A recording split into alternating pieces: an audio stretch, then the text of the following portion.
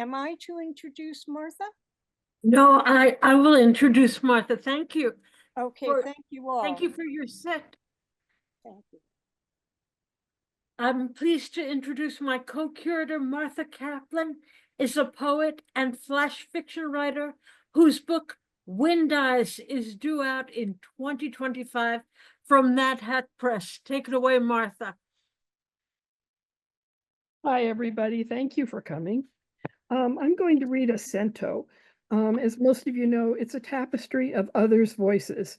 But first, I'm going to read just the tapestry of the people I've drawn this from, so that you can, if you know them, you can listen. Jack Gilbert, John Wieners, Marianne Moore, Ann Carson, Jay Hopler, Adam Zagajewski, Philip Levine, William Carlos Williams, Louise Gluck, Ada Limon, Camus, Adelaida Lopez Mejia, Charles Olson, Charles Baudelaire, Dylan Thomas, and Shakespeare. So, Cento for the Mutilated World, a love poem to poetry. We are all burning in time, but each is consumed in the bounds of white and heartless fields, dots of cyclamen red and maroon. This morning, with a blue flame burning, my nerves open to air like something skinned, and the sky, with the steadfast blue, lizards grassed. The grass was lizarding. I am trying to praise the mutilated world, the perfection of all her fruits and vegetables, and the gentle light that strays and vanishes with the wind, over and over. But the bomb has entered our lives to destroy us. There is a hole in the garden. It is empty. I envy it. And the soul creeps out of the trees. This is the barrenness. What if we stood up with our synapses and flesh and said no? If we stopped being terrified? For we know terror is where the only alternative is to kill or be killed, where understanding among us becomes impossible. Leave us alone to love one another completely naked. Nakedness is what one means. We have a flame within us, burning with a bright glow of electricity. Star points of light flicker into something wild and strange, like prolonged echoes mingling in the distance down the rivers of the windfall light. In the end, everything is bare. We are ruined choirs. Thank you. And now, if you put this together again, I would like to introduce someone who's been a touchstone for me in the part of the country that I grew up, which was Seattle. It is my great pleasure to introduce poet, interviewer Paul E. Nelson, who founded the Cascadia Poetics Lab in 1993, which produces the annual Cascadia Poetry Festival. So go, Paul. Thanks, Martha. Thanks for inviting me. I'm grateful to be here. I'm going to read a poem from an anthology that we started the day after the election and released yesterday called Winter in America Again. We'll be doing a reading from that tonight at 5 o'clock Pacific time. I'll drop a link in the chat. The Wanda in this poem is Wanda Coleman. Winter in America Again. Wanda's words were, when under the gun, who has time to keep a war journal? So lays down the task for reality government 2.0, WWF style FBI and CIA ought to scare the lion-hearted. Yet here we sit, wonder how the common people prosper, how withstand bomb cyclones of the atmospheric and cultural, make friends with all enemies within. We once called it intersectionality and found harmony lacking, though Brenda said Occupy gave us clues. In partial November sun, we seek allies. Winter's but one season, though this one's run set for 1,000 461 days, not counting last days between the neoliberal and the WWFification of we the people. An eagle at Zazen's end in need of breakfast, past the candlelight guide's Thursday meditation. Vow to harm nothing here. Vow to enter Dharma gates, one of which may be this winter again in U.S. America. This is not bottomless dark. There is no bottom, but sky. No, sky can't be nourished with what the small intestine won't need. No beginnings except after endings we must respect choking on the fumes of the neoliberal. Dufu watching the aura's gold and silver grace nights. Michael reducing it to a growl. Olson pleading the polis which he knew somehow in the 50s was eyes. Joanne in the Bolinas backyard quail counting the last days of eco-poetics. Worried nature poetry is Brenda's definition of eco-poetics. And with each whiff of worry redirected into the prayer rug, we remember our vow to free the numberless beings. The Crow murder, hightailing it to the roost before the bomb cyclone. The Doug Fir smashing the empty Metro bus. Those who would guard congressional bathrooms rather than legislate for the polis. So goes the end of empire, which can't withstand the depths of the Aquarian age or whatever juju stands in the way of he who won't be named and his cabinet of predators. My war journal has begun as you are my witness and as history attempts to repeat itself in the home of the brave. Oh, thank you so much, Paul. It's really interesting how minds work. I was reading Rhonda Coleman this morning, so I'd like to. I have a Martha, is now a good time for me to put on Robert Roth's video? What? Is now a good time for me to put on Robert Roth's video? Is it possible to do it at the Sure. end of this set? Of course, I apologize. No, it's all right. It's yeah, maybe at the end of this set. So, because I'd like to introduce Dr. Fabu Phyllis Carter, who is a well-beloved former Madison Poet Laureate, 20,000 to 2012, who writes to encourage, inspire, and remind. Fabu, are you here? Yes, I am. Good. Thank you, poets and organizers. So today I'm celebrating the birthday and life of the Reverend Dr. Martin Luther King Jr. With 2 poems. I'm originally from Memphis, and I remember. I am a man, Mr. Eugene Clemens. We come out of Mississippi seeking more life, good schooling, money to enjoy, leaving nig and sharecropping behind. At first, a Memphis City job was real good. Best was the benefits. Would I care? I'm a garbage man. Been cleaning after white folks a long time. Trotted 8 hours behind a truck. White man at the wheel, better than a mule's behind, and the choking dust from dry fields. City money didn't stop growing shame. Bile in my throat being called boy. I am a man in 1968. I want to drive that garbage truck too. We call on Dr. King for help with the stalled sanitation strike. He answered, we marched, folks were beaten, then he was murdered.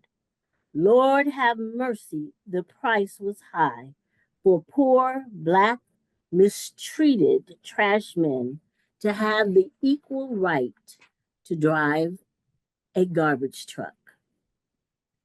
Reverend Dr. Martin Luther King Jr., I saw you in a full color photograph with a fancy gold frame on my grandma's living room wall.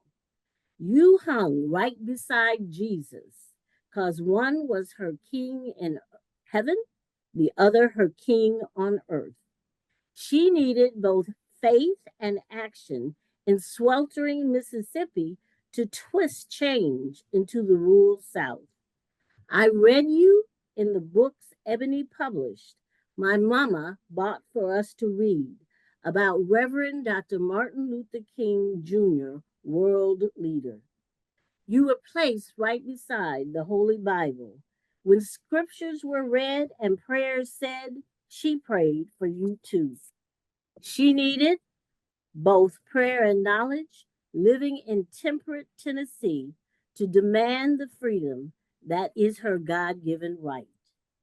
You are gone, our Reverend and our King. We still need your courage and your strength, living in this new millennium where everything is considered right and nothing is wrong. Thank you. Thank you so much, Fabu. Really appreciated that.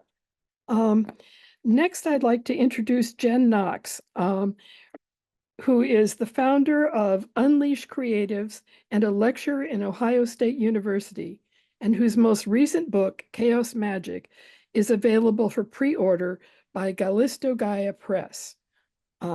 Jen, take it away. First met Jen when she was living in Texas, but now she's back in Ohio. So. Thank you, Martha.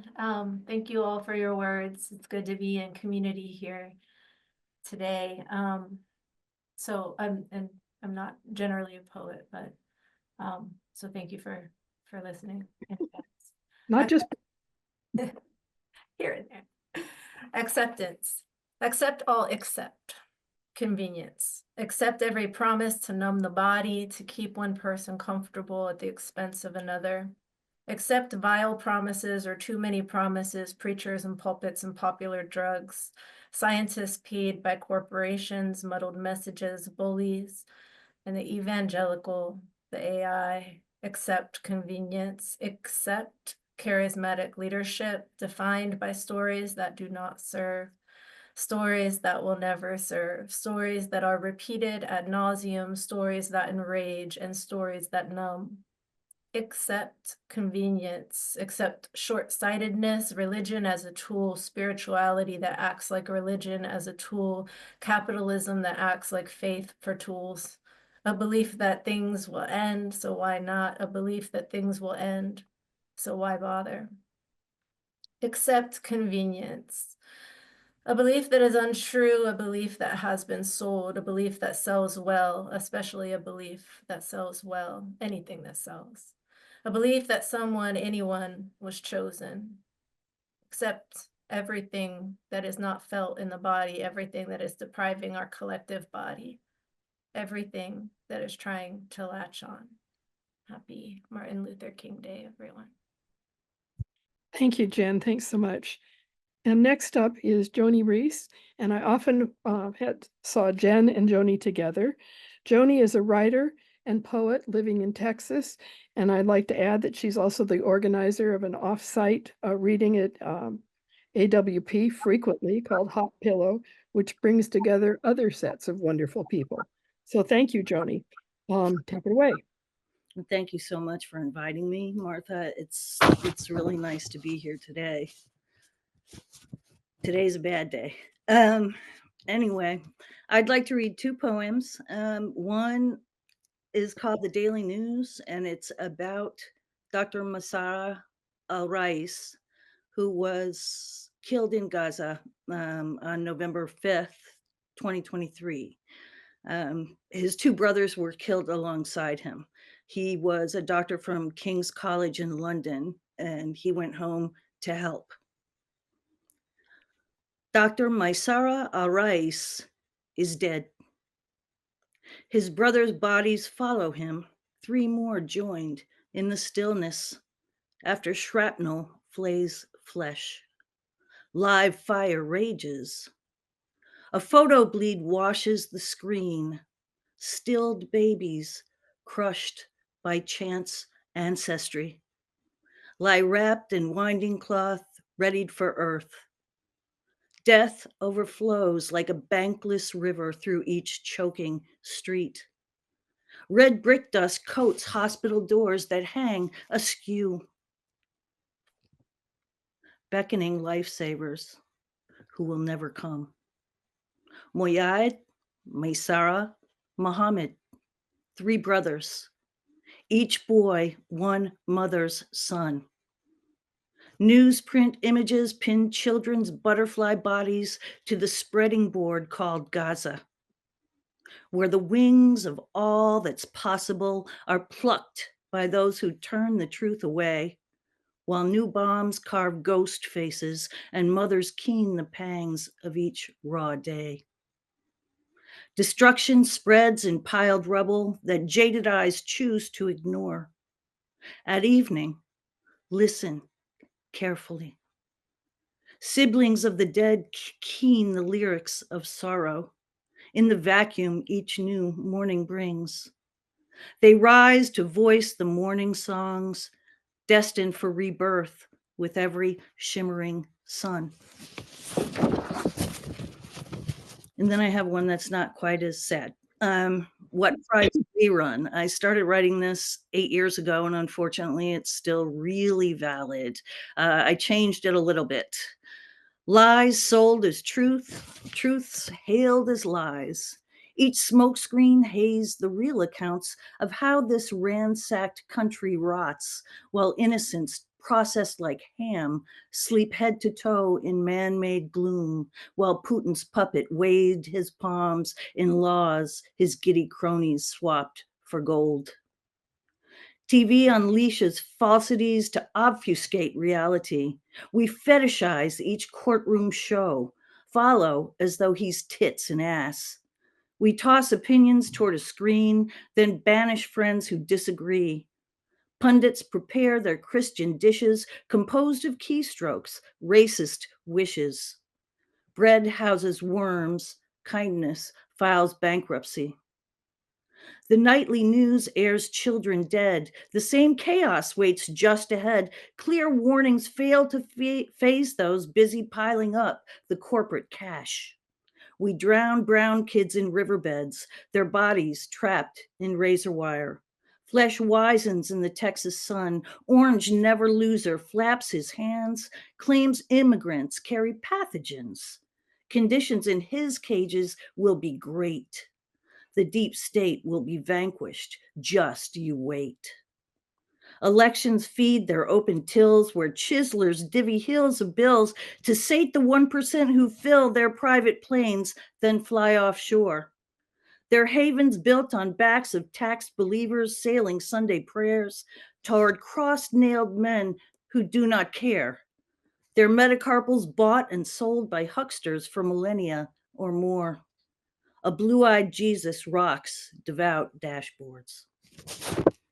Thank you. Thank you, John. Okay. Somebody else?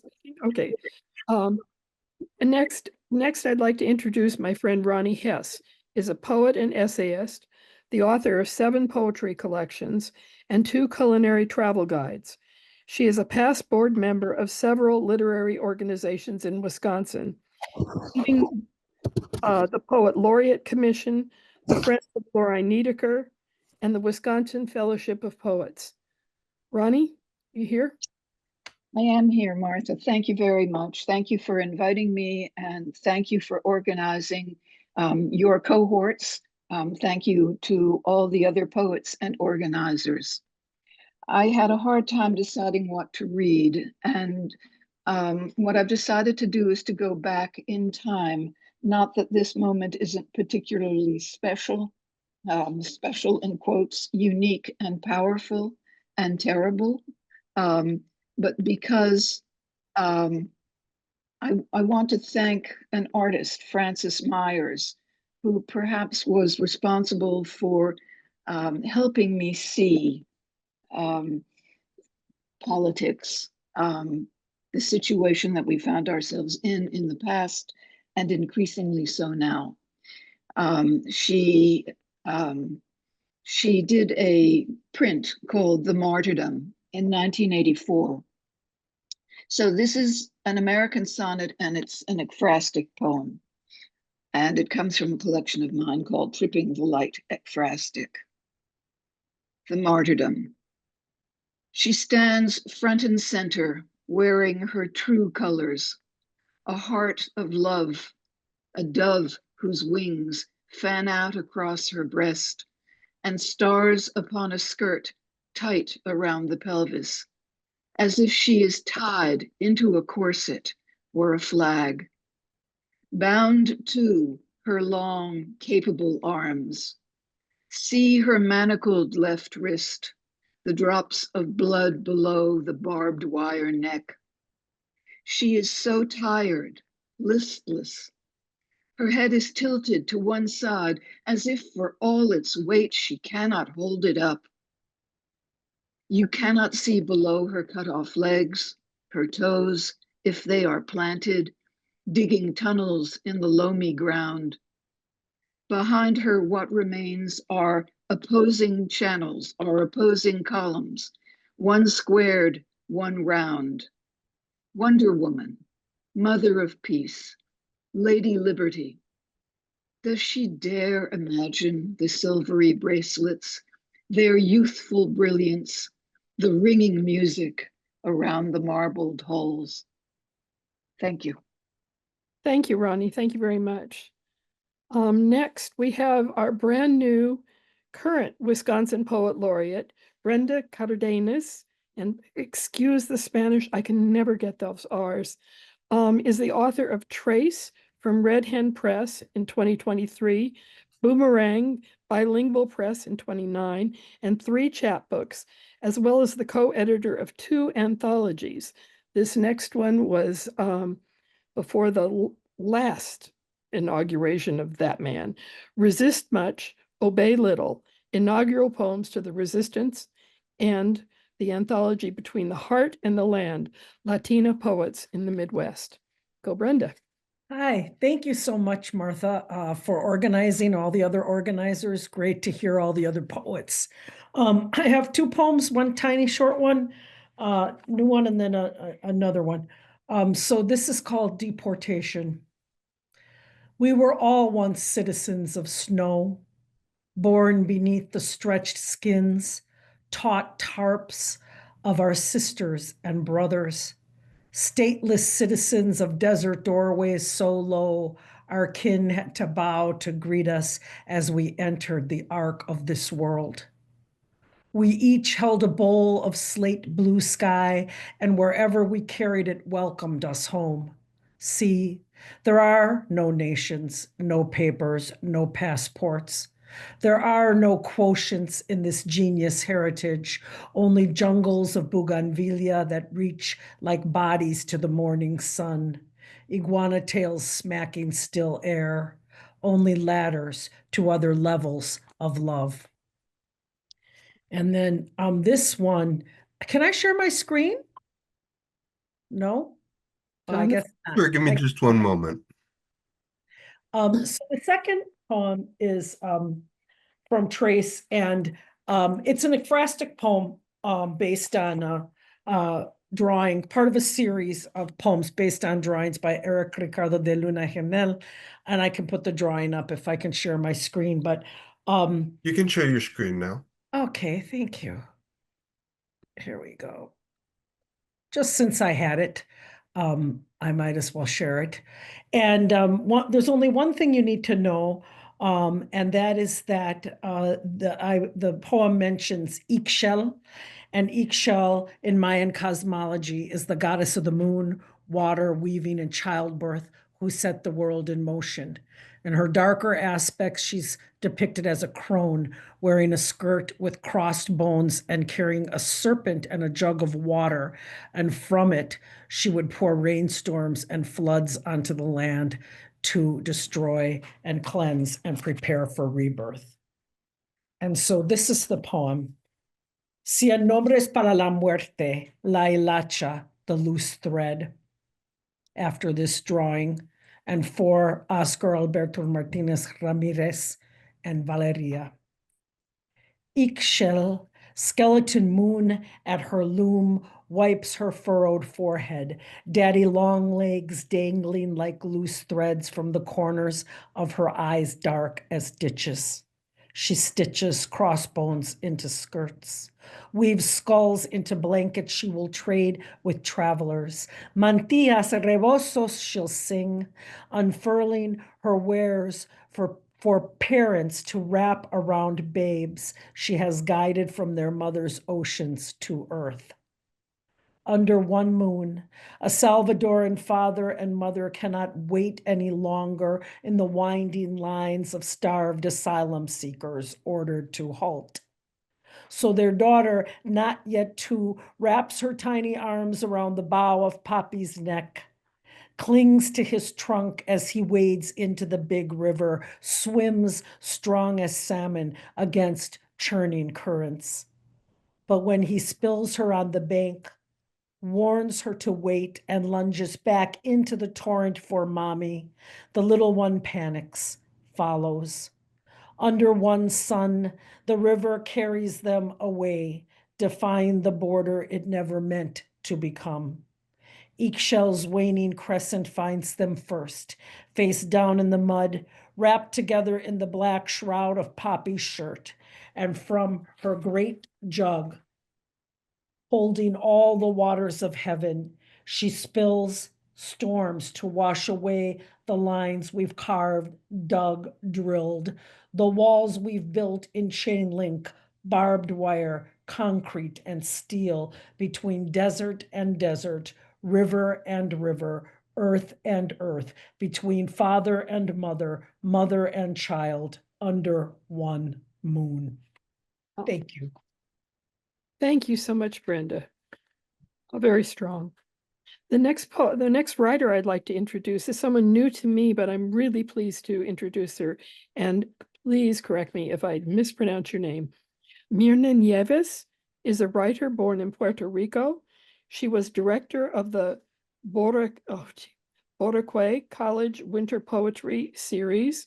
She published the book Breaking Ground, Anthology of Puerto Rican Women Writers in New York City. And please forgive the mangling of Spanish. I'm sorry, I'm trying to find her name in the list. Could you spell it for me? Myrna Nieves, N-I-E. Got it? Thank you. Okay. Thank you so much to the organizers of this event for inviting me to participate in it. It has been a pleasure to listen to so many wonderful and different voices. At these times in which key public figures and politicians are disparaging women, I decided to read today a poem encouraging women that I wrote some time ago. And the title, Women of the Earth. When there is darkness and despair, a woman's hand brightens the way and lightens the heart. When confusion and anger reigns, a woman's voice can bring clarity, subdue the rage. Her eyes appreciate the fields, the endless sky, the feathered clouds, the pure waters, the wild beauty of the animals of our land. Her eyes and ears rejoice at the thundering drums or the sweet violins, the dancing girls, the paintings and statues of the cultures we share around the world. She often prepares the delights that please the mouth, strengthen the body, feed the soul. Women of a new civilization, living Buddhas of a new century, do not stop at the arrogance of others. Do not quit because there is no rule of law. Do not dismay when there is prejudice and injustice. Women of a new civilization, know that your feet are planted on the earth. Your mind is the treasure house of new ideas. Your heart is the lotus pond from which mutual respect and peace in our planet will emerge. Thank you. Thank Okay, you. we can take, oh, I'm sorry, go ahead, Martha. Well, I just wanted to thank Mirna. That was lovely. I guess we could add Robert. Robert Roth's video can come now, please. Okay. Let me unmute Robert and I'll start the video.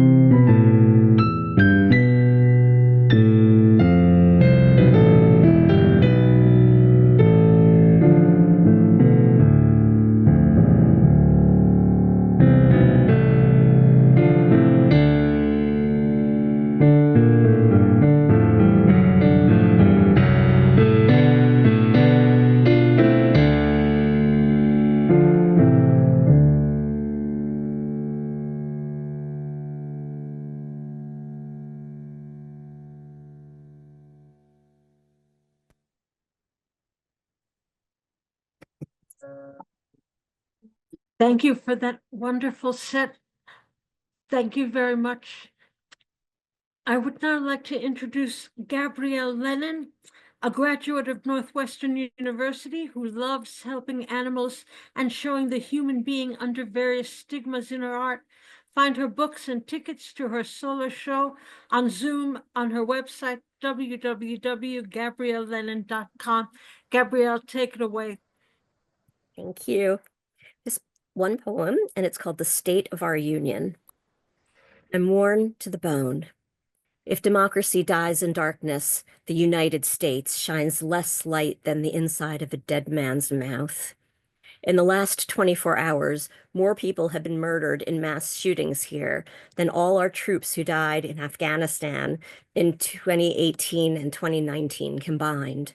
And this doesn't include Uvalde. Uvalde was weeks ago.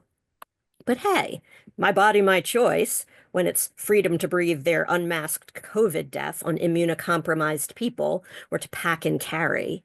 It's your body, my choice, if you get yourself pregnant, even if you're 10 and the father is your rapist uncle, or if you're transgender, because they are taking life-saving medications away in states across the USA, most especially for transgender children.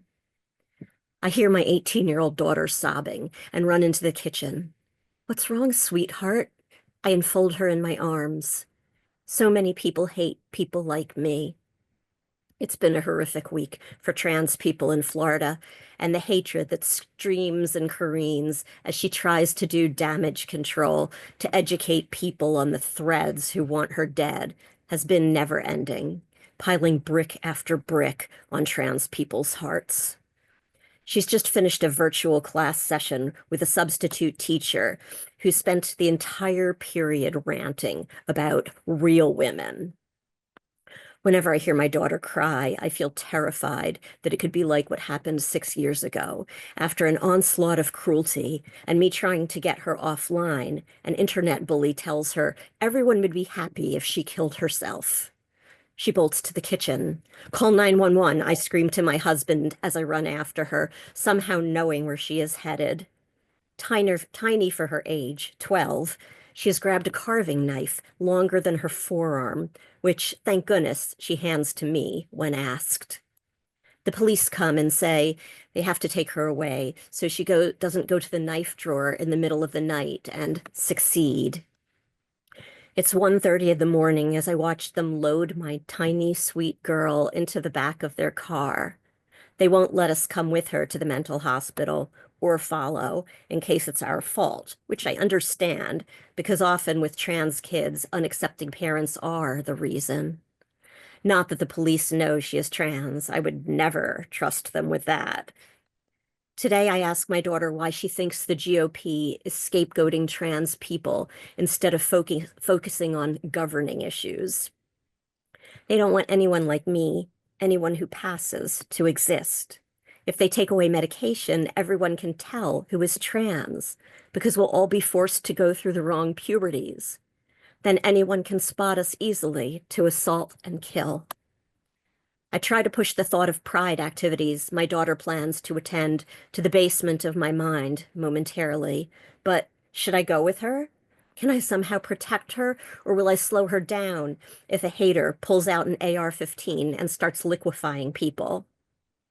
They are the GOP, magicians, distracting with this multicolored smoke while they harvest their hidden hand of unheard-of horrors. They guarantee we'll always have child-sized caskets ordered in bulk, and trans people's bodies will be their yellow stars. Thank you, Gabrielle. Claire Donahue is a Pushcart-nominated poet and an assistant professor of English at a community college in Indiana, and has a chapbook coming out this year entitled I Wander with Crooked Knees by Dancing Girl Press. Take it away, Claire.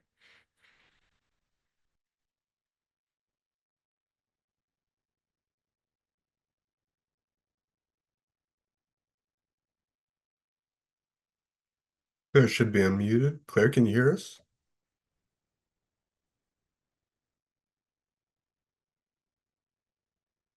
Claire, are you there?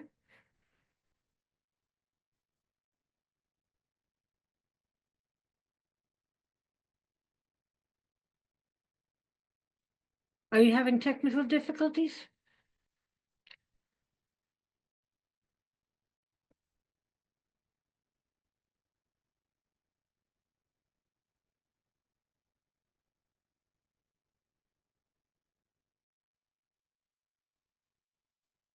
We'll come back to you, Claire. We'll come back to you. All right. Anna Fridlis is a Jewish American writer of post-Soviet extraction who explores themes of identity, migration, grief, and healing in her work. Take it away, Anna. Larissa, I'm sorry. I think Anna did leave when you were out. She sent a chat saying that she had to go. She wasn't going to be able to stay. Okay. Next up, we have Susan Oringel, who is a writer, poet, teacher, and psychologist in Albany, New York, who has published widely, including a poetry chapbook, My Coney Island 2019 and Carnival 2023. Thank you. I don't really consider myself a political poet, but, you know, we all have our little things. This one is a pantoum. It's called Mayday, Malaise, Melee. Oh, for the flower-crowned girls dancing around fresh-cut poles as they weave their colored strings, the ancient rites of spring. Dancing around fresh-cut poles is far from smartly stepping marchers who, in modern rites of spring, show the solidarity of workers. Far from smartly stepping marchers are pantoons of 15th century Malays, showing the solidarity of workers in dance, shadow puppetry, time-told stories. Do pantoons of 15th century Malays enrich the arts today? Of course. So do dance, shadow puppetry, time-told stories. But factions clash and riots erupt in the streets. Enriching the arts today? Of course. Think Bhagavad Gita, war of evil with good. When cultures clash and riots erupt in the streets, Mayday, Mayday, melee, we appeal to the heavens.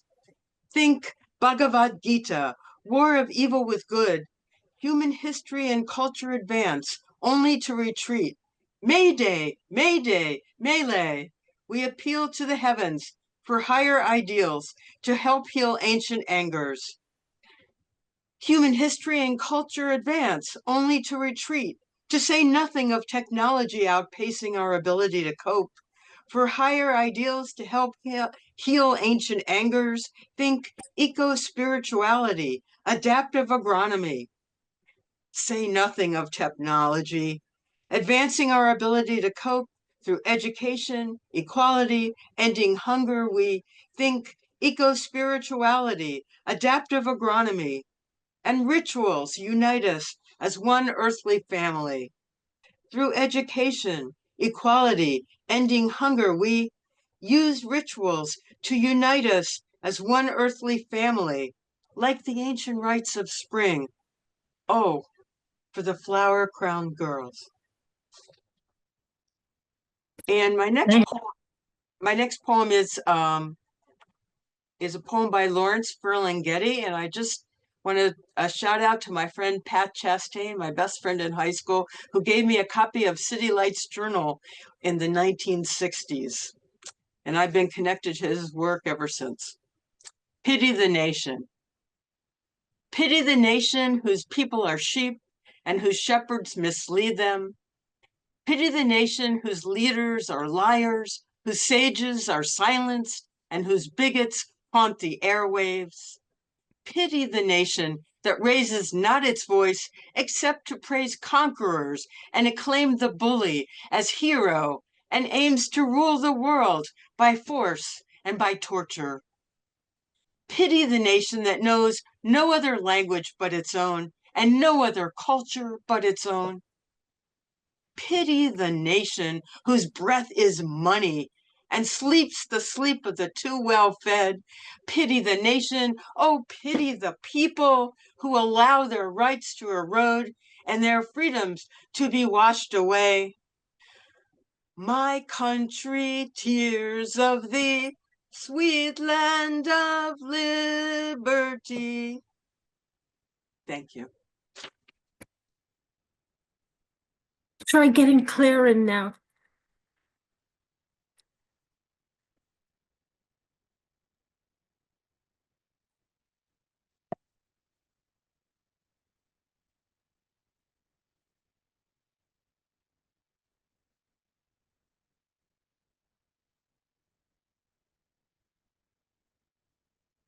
Claire, you should be unmuted.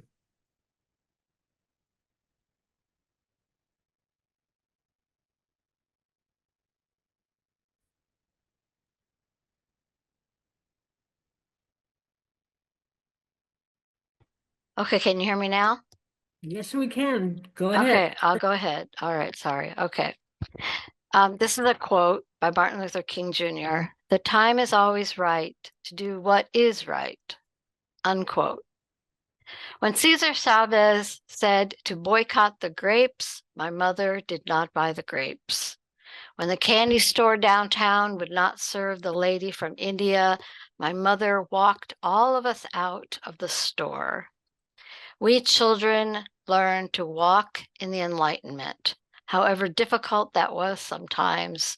She nursed the sick, whomever that patient was at the hospital. She voted every election. We little ones stood in the voting booth as she pulled the levers down.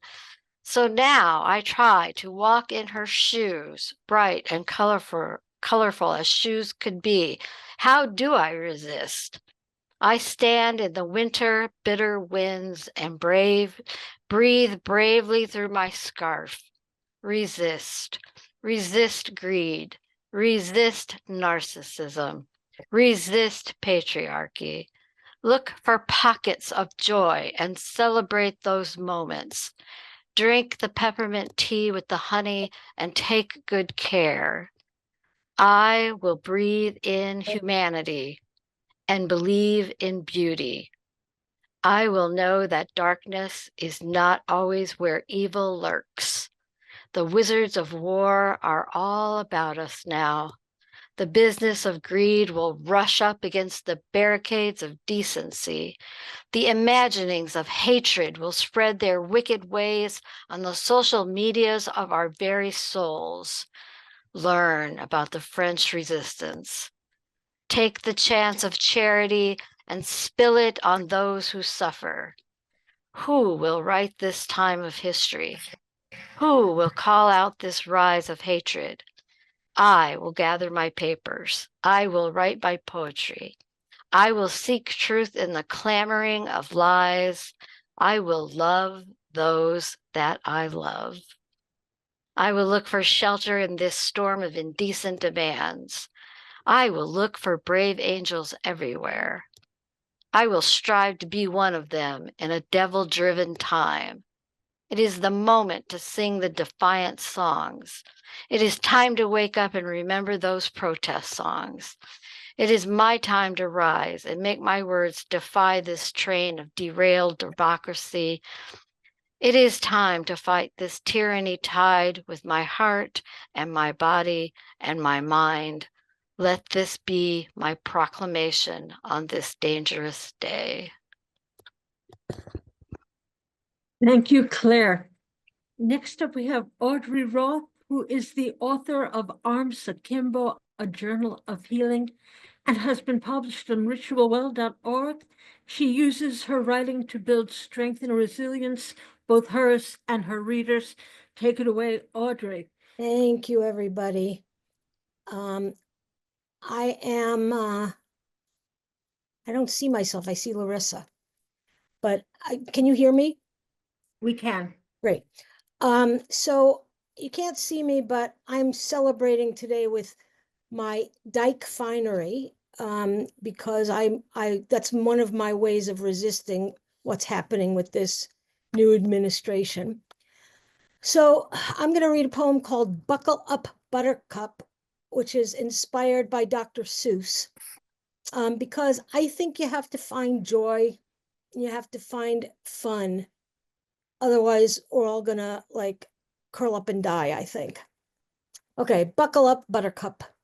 It's a date that will live in infamy, but still, I want to send greetings and tell you to chill. Too much drama abounded last year. It's quite true.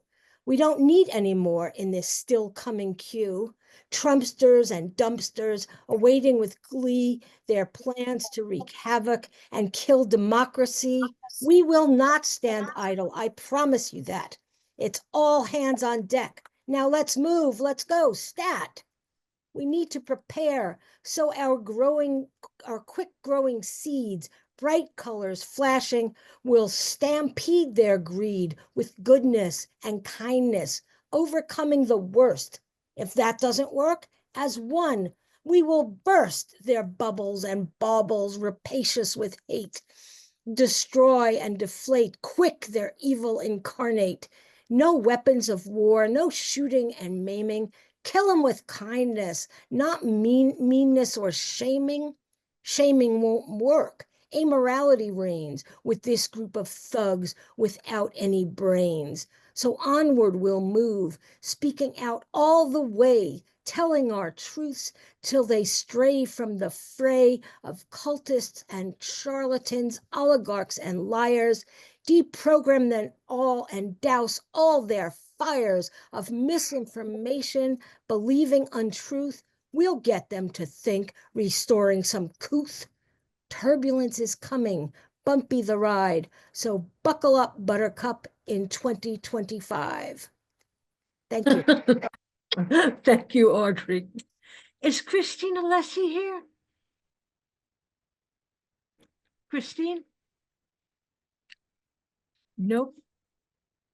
All right, next up, we're going to go to our special surprise guests. Is Kimiko Han here? She was. I don't see her now.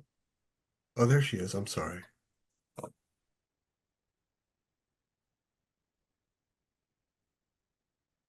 Okay, can you hear me? Yes. We can. Excellent. Thank you so much. Thank you so much for inviting me. Thank you, organizers. This is my first big protest of this year, and obviously not the last.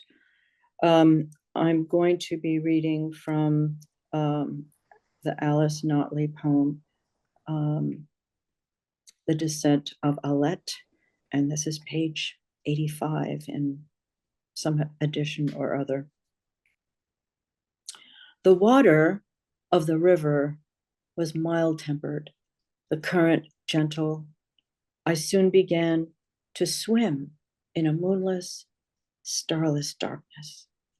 The sky held no clouds, no luminous spheres existed here, yet the sky was a sky, for the river air was fresh and sweet.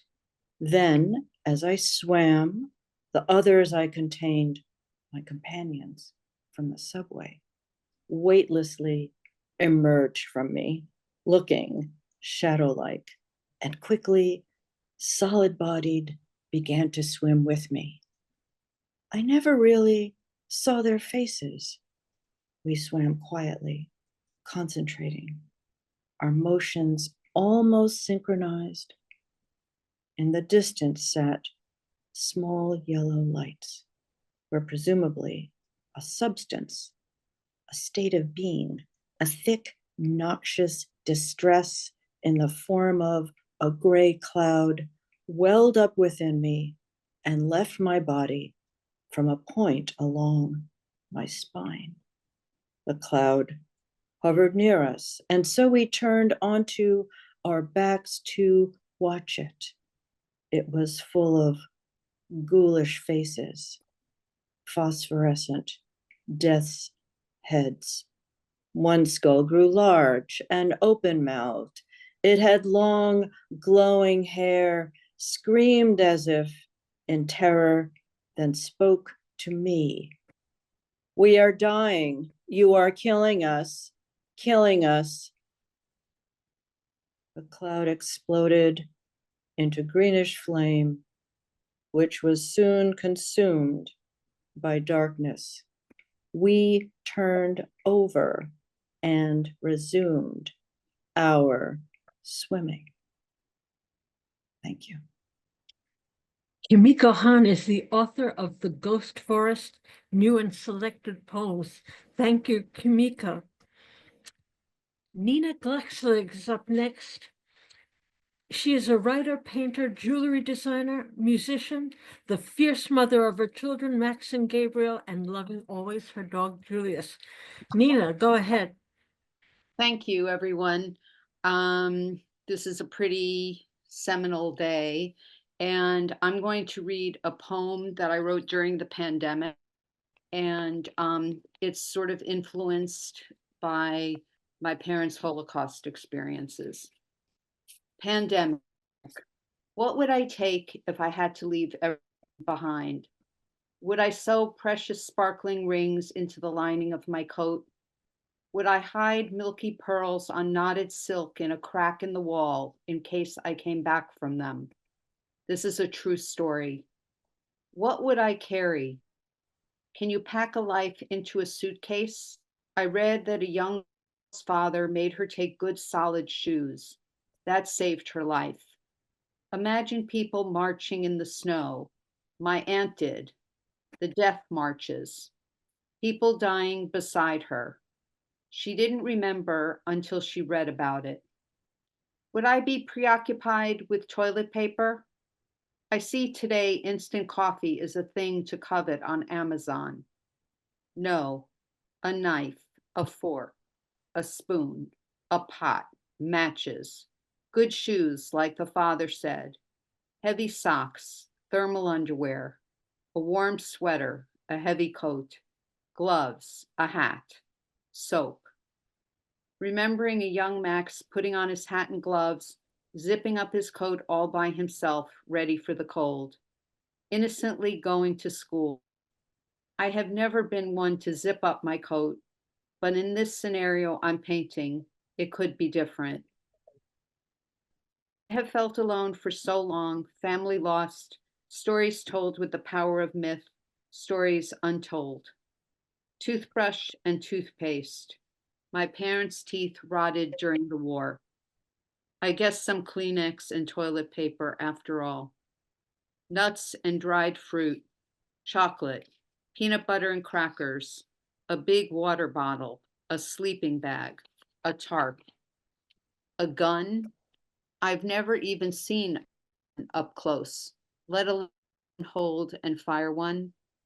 My mother was handed a gun to kill a Nazi soldier. She could not trigger. That's all of the story, not who gave it to her. So, how would I pick from the things that sustain me? A journal, pens, the right ones, a sketchbook, colored pencil, Faber-Castell, Grand Dot, Prismacolor, pastels, markers, precious gemstones and silver beads waiting to be transformed into jewelry. How would I choose? What about my beloved piano? Have I thought all my life, what would I do facing a crisis, something even remotely like my parents did? Would I be brave? Would I fight the enemy? Would I be separated from all those I love? My children? Nothing like the way you feel about your children. All I have to do is stay home. Wish they were here. They are whispering, we got this, Katz. Alles wird gut sein. Thank you. Thank you, Nina.